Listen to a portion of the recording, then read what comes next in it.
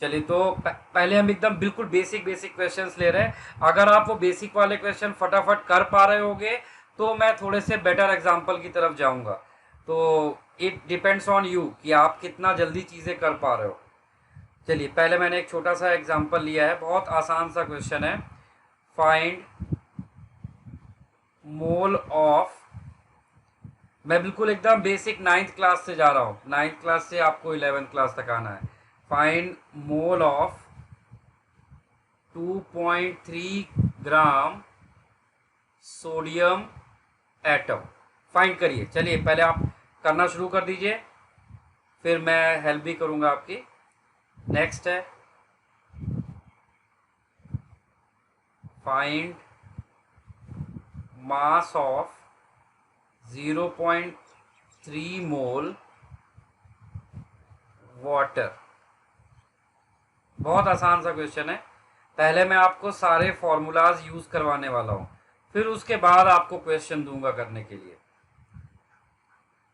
चलिए करिए करिए, इन सब के आंसर आपको बताने हैं। नेक्स्ट है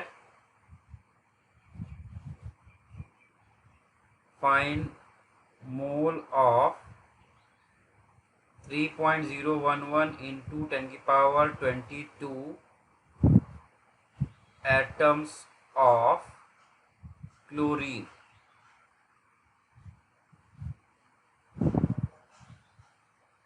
नेक्स्ट फाइंड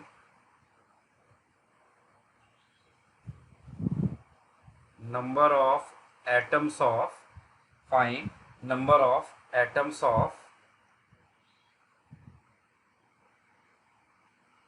0.1 मोल सोडियम। चलिए पहले ये बहुत छोटे से बेसिक से क्वेश्चन है, पहले फटाफट आप इनको सॉल्व कर लीजिए। इसका आंसर आएगा 0.1 मोल। इसका आंसर है कितना, 0 पॉइंट सॉरी इसका आएगा 5.4 ग्राम। और इस वाले का आंसर कितना बताया था तुमने प्रथमेश, 0.05। और इस वाले का आंसर कितना आ जाएगा, 6.023 इंटू 10⁻²2। ये इसके आंसर्स हो जाएंगे।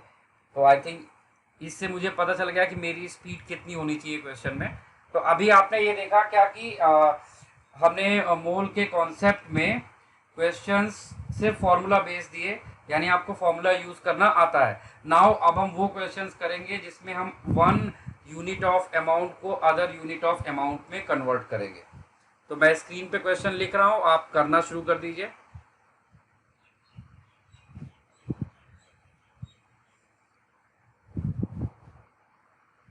Find mass of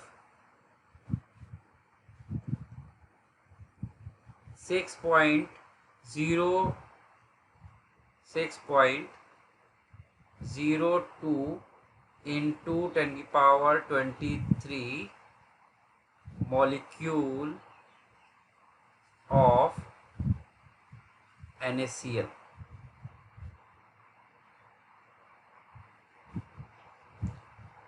find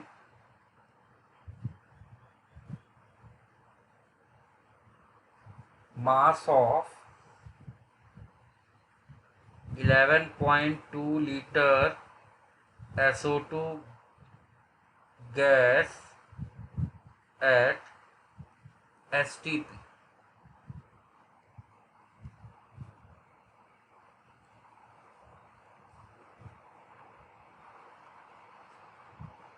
find mass of, mass नहीं निकालते, कुछ और निकाल लेते हैं, मास तो हमने काफ़ी निकाल लिया। फाइंड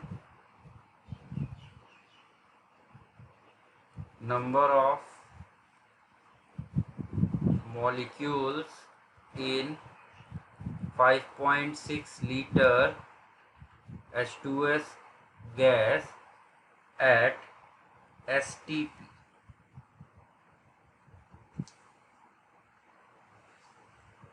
ठीक है। Next find number of molecules in 6.3 gram HNO3। चलिए लेट्स सॉल्व ऑल दिस। तो इसमें सबसे पहले आप क्या निकालोगे, again mole 11.2 divide by 22.4, half mole आ जाएगा। और हमें क्या निकालना है, मास। तो again mass is equal to क्या हो जाएगा, मोल इनटू मॉलिक्यूलर वेट। SO2 का मॉलिक्यूलर वेट 64, सॉल्व करोगे आ जाएगा 32 ग्राम। काफी आसान था, ठीक है। थर्ड वाला मानसी आप बताओ। हाँ, अब इसको देखो, अब आगे से आपको मैं जो यहाँ बता रहा हूँ आंसर इस तरह से लिखना जैसे मैं लिख के दिखा रहा हूँ। देखिए सबसे पहले फाइंड द मोल, तो वो आपका आएगा 5.6 बाई 22.4। तो ये सॉल्व हो कितना आया, 1/4 मोल आ गया, ठीक है। अब इसके बाद आपको क्या निकालना था, नंबर ऑफ मॉलिक्यूल। तो नंबर ऑफ मॉलिक्यूल का फॉर्मूला क्या होता है, नंबर ऑफ मॉलिक्यूल का फॉर्मूला होता है mole into Avogadro number, mole into Avogadro number. तो आप एवोगैड्रो नंबर को ऐसे ही रिप्रेजेंट करिए, Na का वैल्यू रखिए नहीं, उतना कैलकुलेट करने की अभी ज़रूरत नहीं है, क्योंकि हमें ज़्यादा से ज़्यादा क्वेश्चन करना है। अगर आप Na सॉल्व करोगे तो आंसर कंफ्यूज करता है, तो आप Na के टर्म्स में आंसर रहने दीजिए, क्वेश्चन में जैसा आएगा वैसे सॉल्व करना। तो मोल आपका कितना आया, 1/4 इंटू Na, यही आंसर हो जाएगा। तुमने जो निकाला वो भी करेक्ट है, बस मैंने उसको ऐसे लिख दिया। तो आप Na के फॉर्म में आंसर को लिखने की आदत बनाओ। तो हमने मोल निकाला, मोल कितना आ जाएगा, 6.3 बाई 63, 0.1 आ जाएगा। फिर हमने क्या निकाला, number of molecule, number of molecule कितना हो जाएगा, मोल इंटू एवोगैड्रो नंबर, मोल कितना है 0.1 और एवोगैड्रो नंबर को Na। तो जो तुमने आंसर बोला बिल्कुल सही। चलिए देखिए कैसे करते हैं। आपको मैंने एवोगैड्रो की थर्ड हाइपोथेसिस बताई थी, वो क्या था, वो हाइपोथेसिस थी कि volume of 1 mole of gas at STP, gas term और STP ये दोनों ही होना कंपलसरी होता है for the usages of third hypothesis.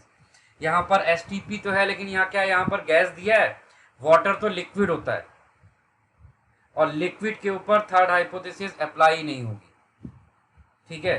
तो यहाँ पर आपको इसको कैसे सॉल्व करना है पता है, आपको वाटर का डेंसिटी ऑफ वाटर हमें एग्जैक्टली याद रखना होगा, 1 ग्राम पर ml होता है। और डेंसिटी का मास के साथ क्या रिलेशन होता है, डेंसिटी इज इक्वल टू होता है मास अपॉन वॉल्यूम, ठीक।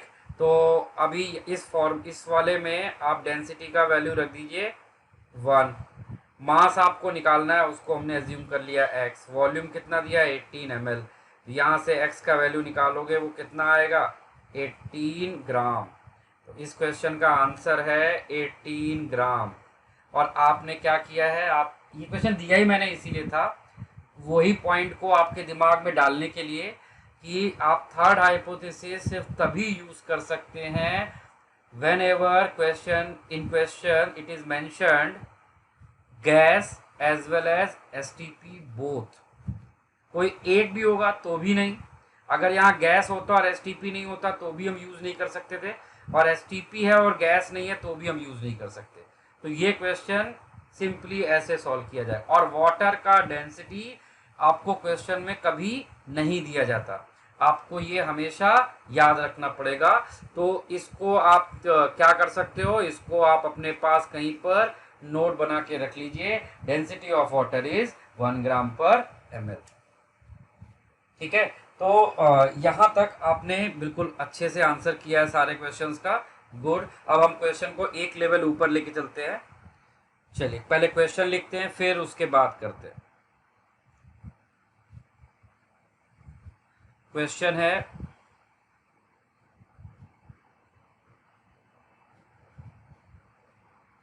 फाइंड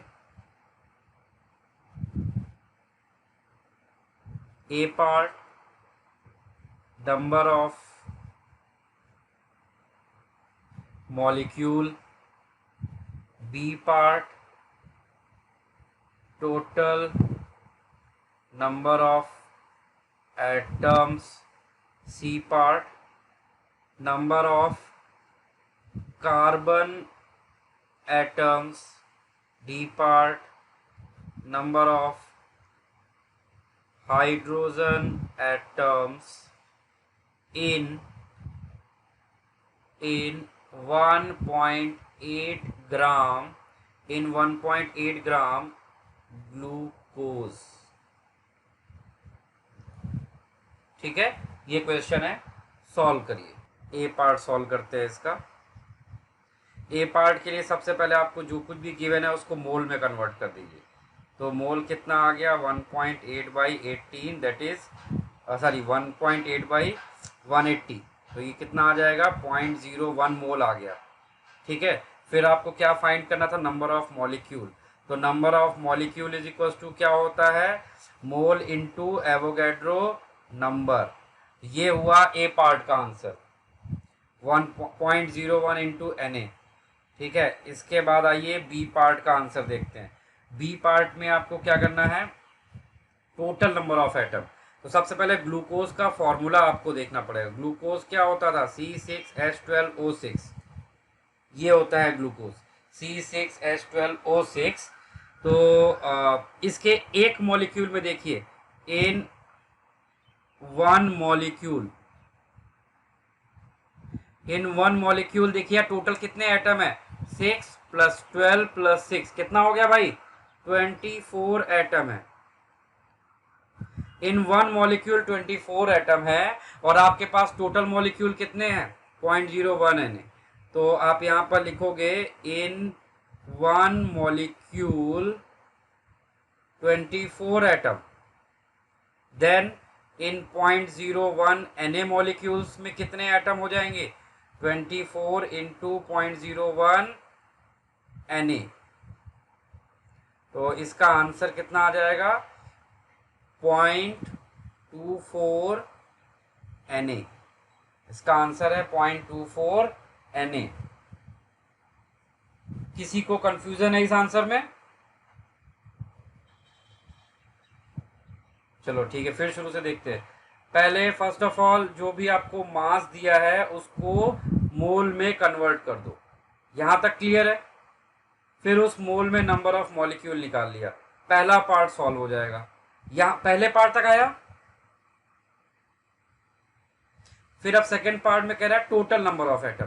तो जब भी आपको टोटल एटम पूछ रहा है ना मॉलिक्यूल के अंदर, तो पहले आप देखिए कि एक मॉलिक्यूल के अंदर कितने एटम है।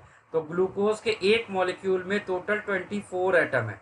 तो एक मॉलिक्यूल में अगर 24 है तो एक्चुअली आपके पास कितने मॉलिक्यूल है, 0.01 Na। तो 0.01 Na में कितना हो जाएगा, यूनिटरी मेथड, 1 में 24 है तो 0.01 Na में कितना हो जाएगा, 24 इंटू 0.01 Na। एक पर्सन के पास अगर 100 रुपीज है तो 10 पर्सन के पास कितने रुपीज हो जाएंगे, 100 इंटू 10, है ना। तो बस मैंने यहाँ पे यूनिटरी मेथड लगाया है। 1 मॉलिक्यूल हैज 24 एटम, तो 0.01 Na molecule has 24 into 0.01 Na, और आंसर हो जाएगा 0.24 Na। ये हुआ हमारा बी पार्ट। ठीक है, अब सी पार्ट करते हैं। तो सी पार्ट में करने के लिए, सी वाले पार्ट में अगर आप ध्यान दोगे, इन one molecule how many carbon atoms, formula लिख लो सामने।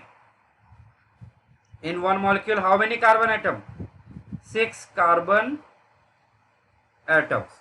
ठीक है, और एक्चुअली आपके पास कितने मॉलिक्यूल है, 0.01 Na मॉलिक्यूल है। तो 0.01 Na मॉलिक्यूल में कितने कार्बन एटम हो जाएंगे, 6 इंटू 0.01 Na। सॉल्व करोगे कितना आ जाएगा, 0.06 Na। सी पार्ट हो गया। डी पार्ट में क्या है, फिर से आओ। 1 molecule has how many hydrogen atom, 12 atom, 12 hydrogen atom. तो 0.01 Na में कितने इतने मॉलिक्यूल में कितने एटम होंगे? 12 इंटू 0.01 दैट इज 0.12 Na। तो ये आपके चारों पार्ट के आंसर हो जाएंगे। क्लियर है भाई सभी को? किसी को कोई अभी भी कंफ्यूजन हो तो आप बिल्कुल आराम से पूछो।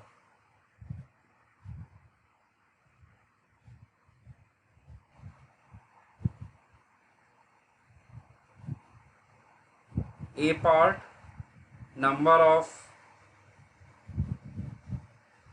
Molecule, B part number of total atom, C part number of carbon atoms, D part number of oxygen atoms in 3.42 gram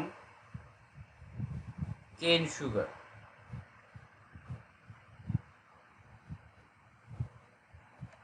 solve.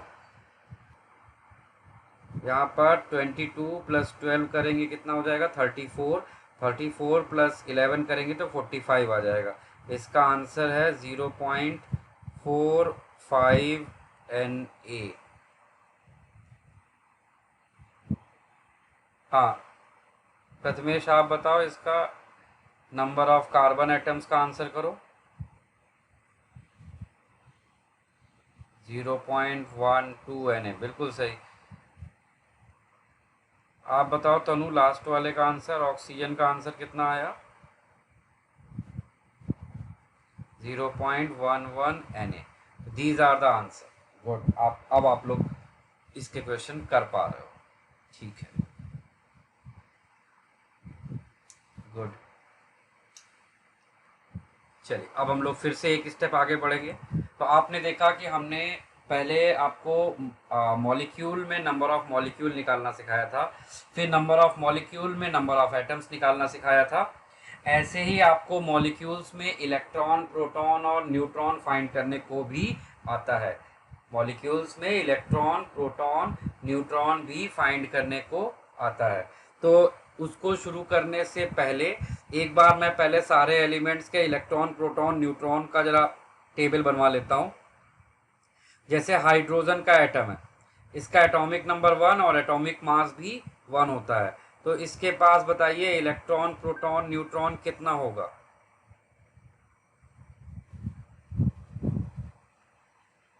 Perfect. इसके बाद एलिमेंट जिसको आपको सबसे ज़्यादा यूज़ करना है वो है कार्बन। इसके पास इलेक्ट्रॉन, प्रोटॉन, न्यूट्रॉन कितना आएगा?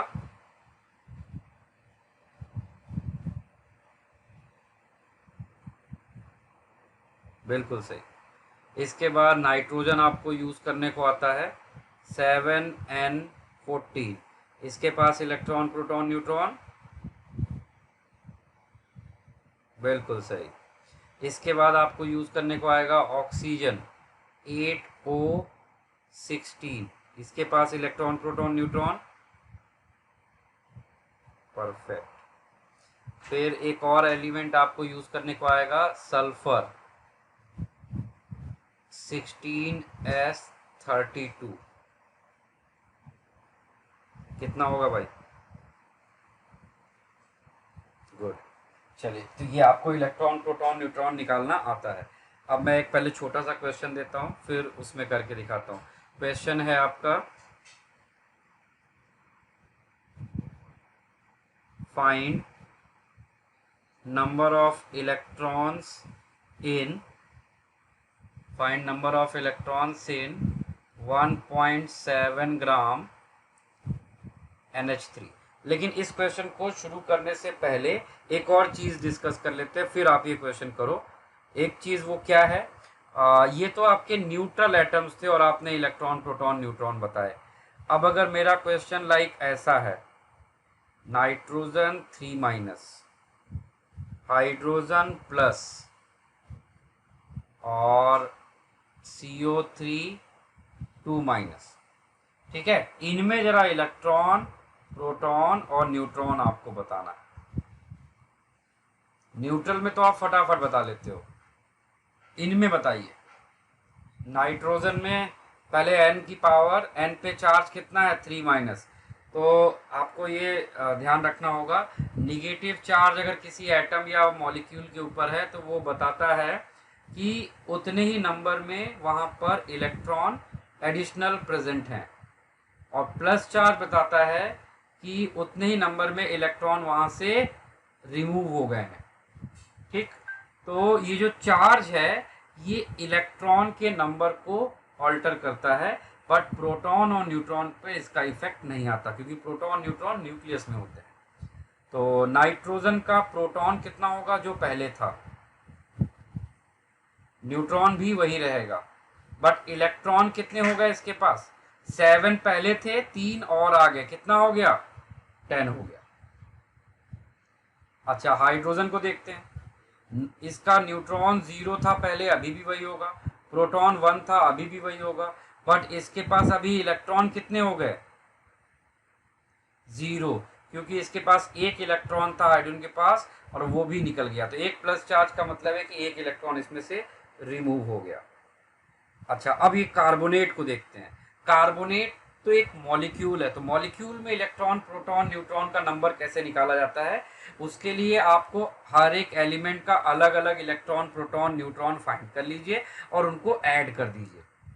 तो जैसे मैं इसका निकाल के दिखाता हूँ, CO3 का, कार्बन के पास कितने इलेक्ट्रॉन होंगे, कार्बन के पास होते हैं कितने 6, ऑक्सीजन के पास कितने होते हैं 8, एंड कितने ऑक्सीजन है 3, तो जरा इसको सम करो तो ये कितना आया 24 और 6 कितना हुआ 30 इलेक्ट्रॉन है।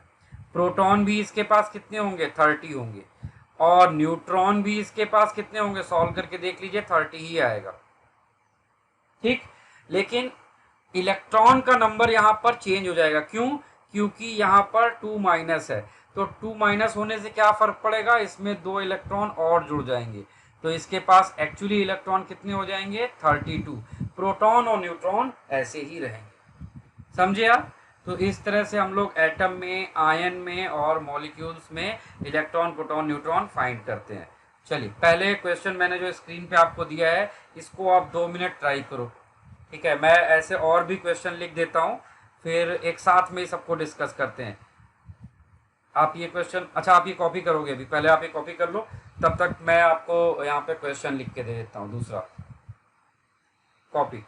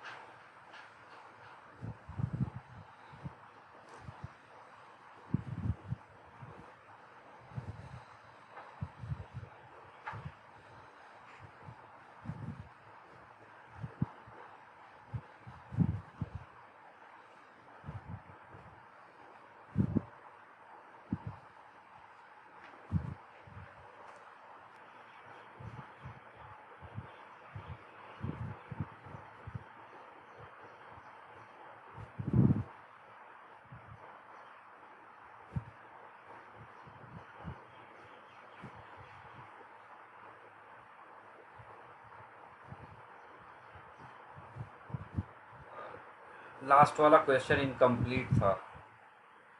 लास्ट वाले क्वेश्चन में number of valence electron in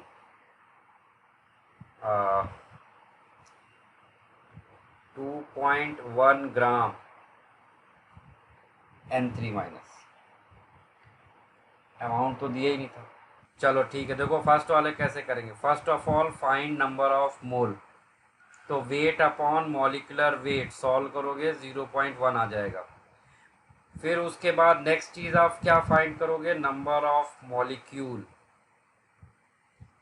number of molecule is equal to होता है mole into Avogadro number, number of molecule आ गया। फिर उसके बाद in one molecule, in one molecule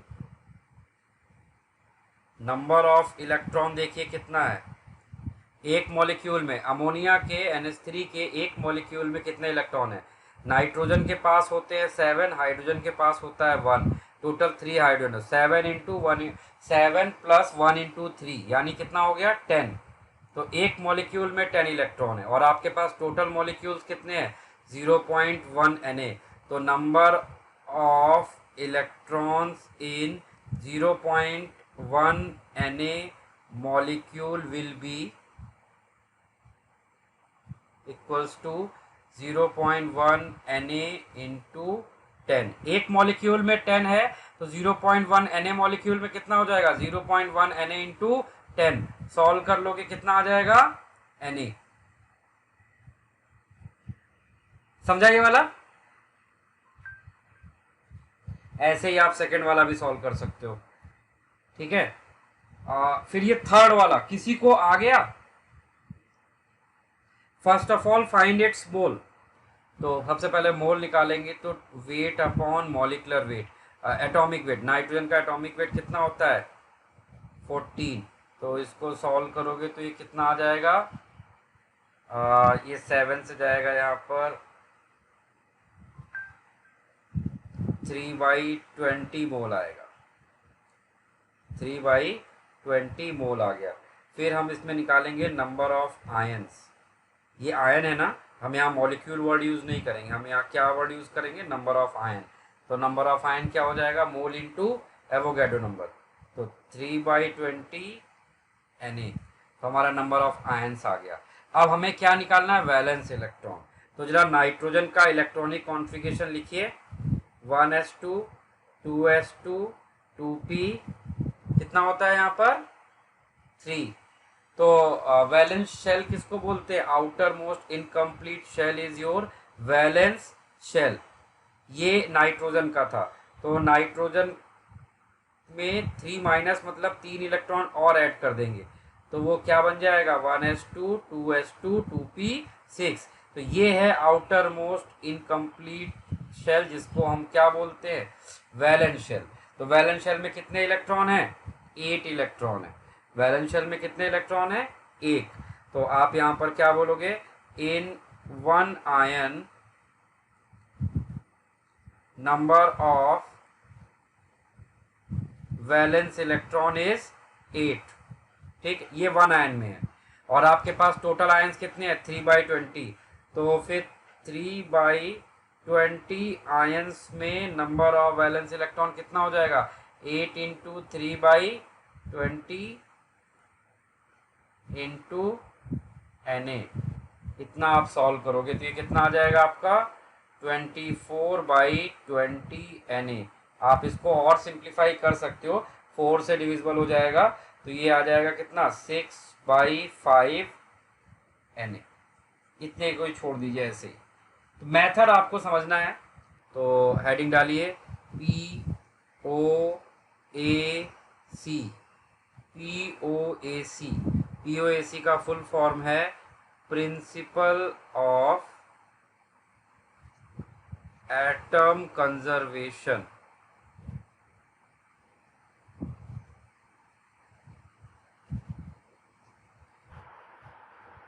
principal of atom conservation देखिए क्या होता है ये principle of atom conservation. Let आपको हमने यहाँ पर एक मॉलिक्यूल दिया है H2SO4। ध्यान से देखिए H2SO4, यहाँ पर हाइड्रोजन के 2 एटम हैं और सल्फर का 1 है, ऑक्सीजन के 4 एटम है। तो अगर आपसे यहाँ पूछा जाए इन one molecule of H2SO4, in one molecule of H2SO4 number of hydrogen atom, oxygen atom, sulphur atom, बताइए भाई कितना है।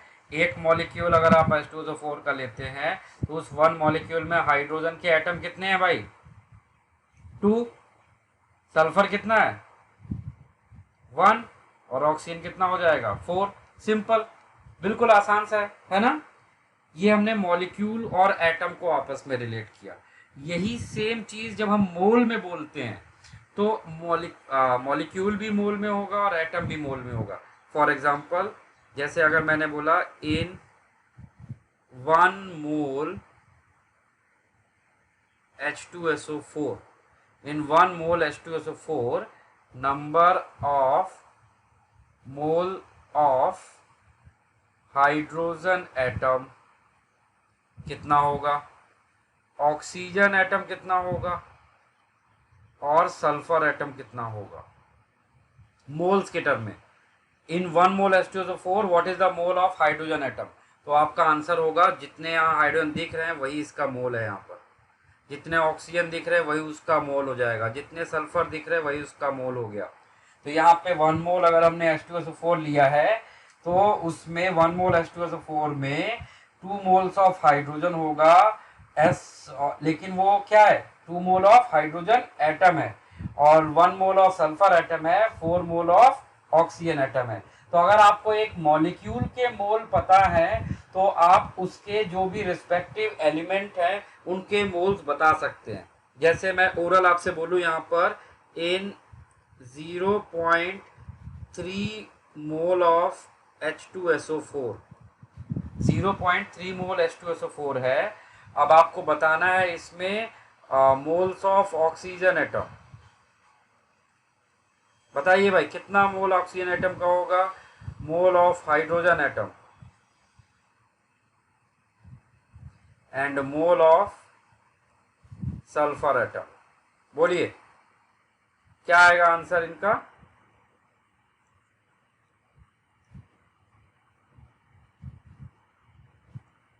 जीरो पॉइंट थ्री मोल आप यहां से कंपेयर करो, जब 1 मोल H2SO4 था तो हाइड्रोजन कितना था 2 मोल, सल्फर 1 और ऑक्सीजन 4, ठीक है।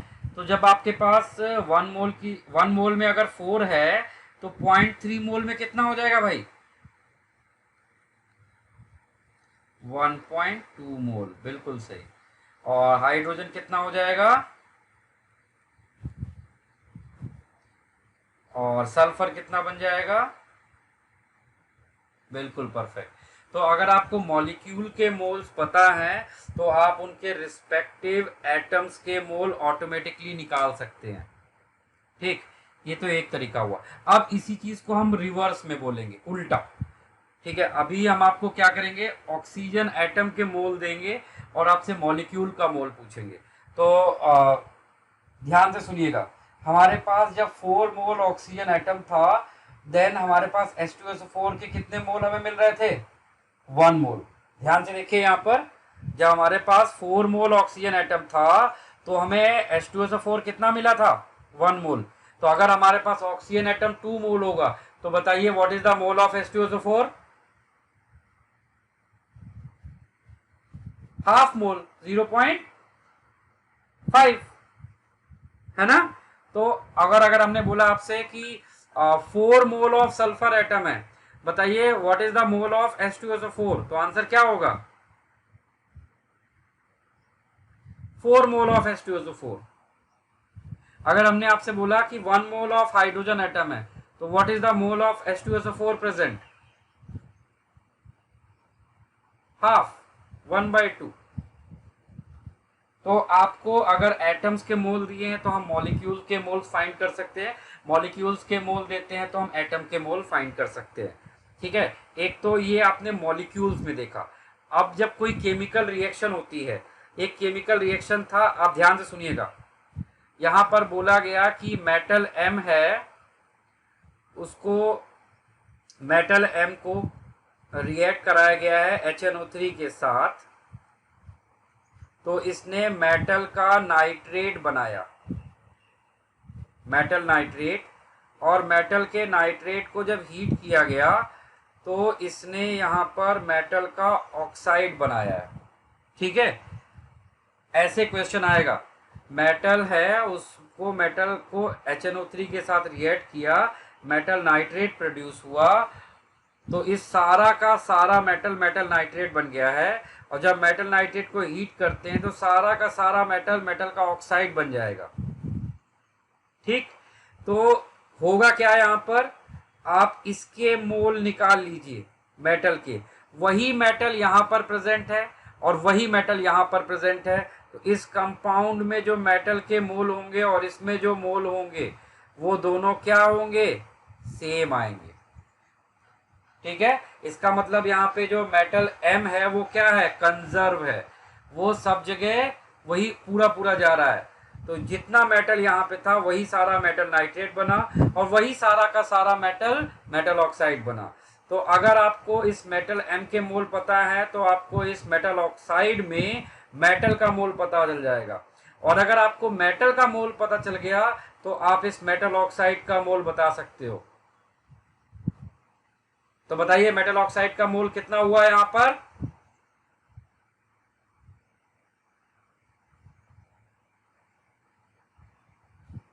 एक्स मोल। मेटल ऑक्साइड भी एक्स मोल होगा, क्योंकि एक मोल मेटल ऑक्साइड में एक नाइट्रोजन एटम था। तो या आप उल्टा बोल सकते हैं कि एक मेटल प्रेजेंट है एक मोल मेटल ऑक्साइड में, तो एक्स मेटल प्रेजेंट होगा x mole of metal oxide में। समझे आप? तो प्रिंसिपल ऑफ एटम कंजर्वेशन का क्वेश्चन इस तरह से आपके सामने आता है। क्लियर सभी को ये चीज?